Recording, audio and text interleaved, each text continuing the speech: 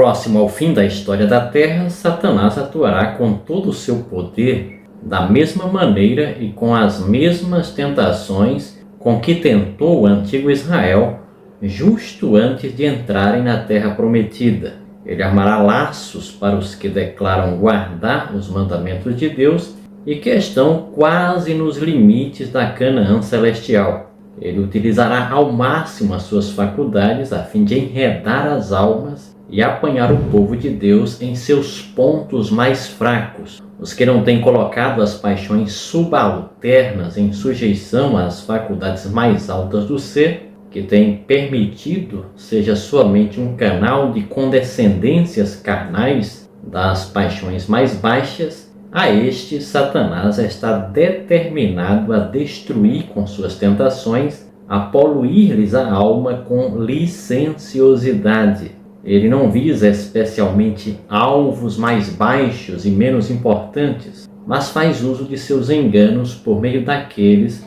a quem pode contar como seus instrumentos para seduzir ou atrair os homens para que se entreguem a liberdades que são condenadas na lei de Deus, e homens em posições de responsabilidade que ensinam os reclamos da lei de Deus, cuja boca está cheia de argumentos em vindicação da lei de Deus e sobre os quais Satanás tem feito tal incursão. Sobre estes, ele acumula suas diabólicas faculdades e seus instrumentos para que operem de molde a vencê-los em seus pontos fracos de caráter, sabendo que quem transgride um ponto se torna culpado de todos, obtendo assim completo domínio sobre o homem todo. A mente, a alma, o corpo e a consciência são envolvidos na ruína. Se ele é um mensageiro da justiça e tem recebido grande luz, ou se o Senhor o tem usado como obreiro especial na causa da verdade, quão grande então é o triunfo de Satanás, como ele exulta, como Deus é desonrado. Salomão costumava dizer que não existe nada de novo debaixo do céu. O que está acontecendo já aconteceu no passado e voltará a acontecer no futuro. Assim descreveu Salomão. Ellen White, quando se refere ao diabo como adversário do povo de Deus, ela parece concordar com Salomão. Ela faz um paralelo entre o que aconteceu com Israel, com o antigo Israel, quando estava próximo à Terra Prometida, e o que vai acontecer com o Israel moderno quando estiver próximo o fim da história desta terra, quando estiver próximo a volta do Senhor Jesus. E nós, como povo de Deus, como povo que professa guardar os seus mandamentos, precisamos atentar para estes conselhos. É muito séria a advertência que esse texto contém para nós. Precisamos prestar muita atenção a essa mensagem que este texto contém. Vamos analisar alguns detalhes interessantes. Ellen White faz um paralelo entre a nossa experiência e a experiência do antigo Israel. O antigo Israel estava perto da Terra Prometida. Nós também estamos perto da nova Terra. O antigo Israel foi tentado pelo diabo a morrer no deserto e não entrar na Terra Prometida. Nós também estamos sendo tentados a abraçarmos este mundo e perdermos de vista e ficarmos de fora da Canaã celestial. Mas quais foram as armas utilizadas pelo diabo para enredar, para enganar o Israel antigo? E quais são as armas que ele usa hoje para enganar o Israel moderno? Ellen White afirma que as armas são as mesmas. Ele vai utilizar principalmente a licenciosidade. Ele vai seduzir os homens ao adultério. O que ele fez para seduzir os israelitas ao adultério? O profeta Balaão, ele foi convidado por Balaque para amaldiçoar Israel. Ele relutou a princípio, mas a recompensa prometida por Balaque o seduziu de tal maneira que ele se apostatou de Deus e, como disse Pedro, amou o prêmio da injustiça e resolveu agora se tornar um agente do mal para seduzir o povo de Deus à idolatria, seduzir o povo de Deus ao adultério. E como ele fez isso? Ele convidou os israelitas para participar de um culto idólatra promovido por Balaque. Na realidade, ele seduziu os israelitas a apreciar as diversões dos seus inimigos. Como o convite foi feito por Balaão, uma pessoa de influência, uma pessoa que tinha credibilidade em Israel, que era reconhecido naquela região como um profeta de Deus, o convite foi prontamente aceito. E aqui nós temos uma indicação sobre como o diabo costuma agir. O diabo, ele costuma agir através de pessoas influentes, pessoas de boa reputação, pessoas que possuem fama. Por quê?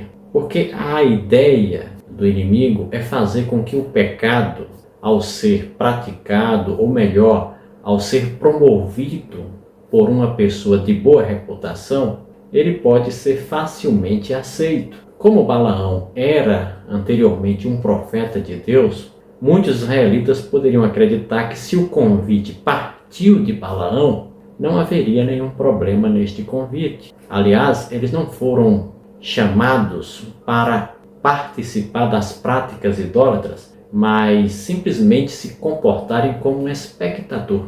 Eles não foram convidados a praticarem o pecado, mas contemplarem como espectador a prática do pecado.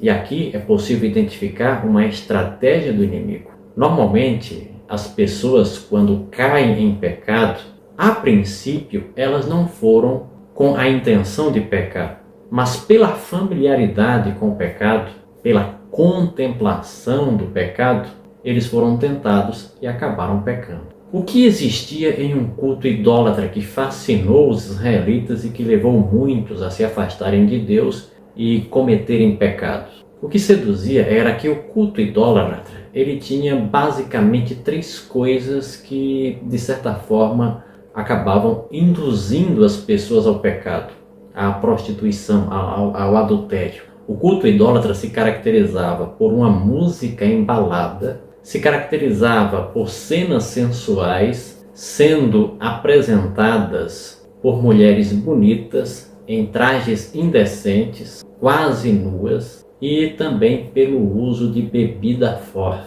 bebida embriagante. Esse tripé, esse trio, fazia parte dos rituais do culto idólatra. Então, normalmente, os participantes, para se aquecerem, tomavam alguns goles de bebida forte e começavam agora ao som de uma música embalada e de danças a agitar os espectadores. E de repente, depois de algum tempo, aquela pessoa que era apenas um espectador começava a balançar o corpo, a se envolver com aquelas cenas, e de repente ele já estava participando do culto idólatra. E o fim disso normalmente era cenas de orgias, cenas de sensualidade. Muitos israelitas foram para este culto apenas para apreciar, como se estivessem ali em um teatro, apenas para contemplar o que estava acontecendo. E como resultado, o texto bíblico diz que milhares caíram naquele dia. Essa foi a estratégia usada pelo diabo para enganar, para tirar da terra prometida o antigo Israel. Agora pense comigo, qual tem sido a estratégia dele atualmente? Não tem sido a mesma? Como ele tem tentado as pessoas? Não tem sido através da mesma tentação?